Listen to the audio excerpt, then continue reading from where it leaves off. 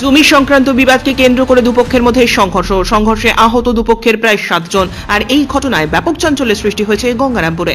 বৃহস্পতিবার সন্ধ্যায় ঘটনাটি ঘটেছে গঙ্গারামপুর থানার বাসুরিয়া অঞ্চলের দানিপাড়া এলাকায়। সূত্রের খবর, কয়েক বছর ধরেই আব্দুল মিয়া এবং আবু বাক্কার সিদ্দিকের মধ্যে জমি নিয়ে বিবাদ, যা বৃহস্পতিবার সন্ধ্যায় চরম আকার ধারণ করে।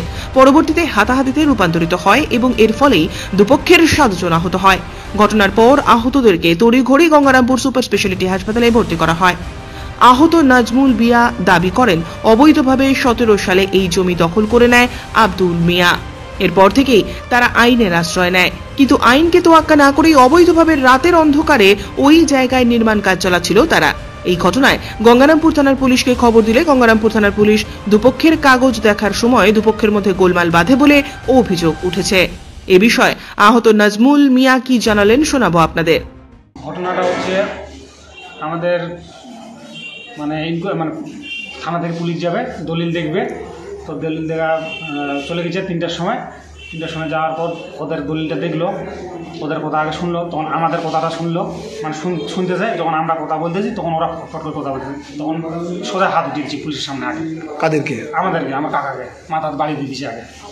তারপর তো আমরা এই গন্ডগোল, তারপর মারতে আছে বেলচা, বাড়ি থেকে আনতেছে আর বেলচা দিয়ে মারতেছে। ওদের ট্রাক্টর আছে, সব কিছু আছে, আর কাঁটাওয়ালা কাঠগুলি দিয়ে মারতেছে।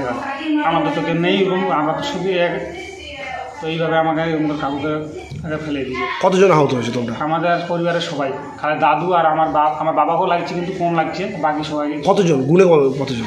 আমাদের হচ্ছে বেশি লাগছে 4 জনকে, আর হচ্ছে 4 জন আর 5 জন, আর হচ্ছে 5 জন আর 2 জন আহত হয়। এই জমিতে কতদিন ধরে গন্ডগোল চলছিল? জমিটা 2017 সাল থেকে। 17 সাল থেকে? কি নিয়ে গন্ডগোল? কি নিয়ে গন্ডগোলটা? এটা আমাদের কেনা জমি। 17 সাল যখন আসলো তখন ওরা দখল করে নিল। আমাদেরও দখল ছিল জমিটা, আমাদের কাগজ সব কিছু ঠিক আছে। ওরা কোর্টের অর্ডার মানতেছে না, রাতে কাজ করতেছে বিল্ডিংয়ে।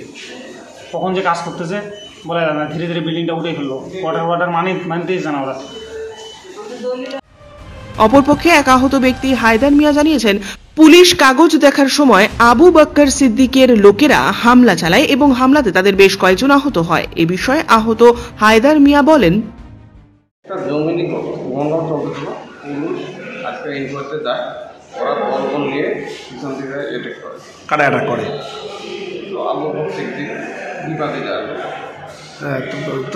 কেন তারা অ্যাটাক করলো? কেন? একটা জমি নিয়ে ঝামেলা চলতে গেল।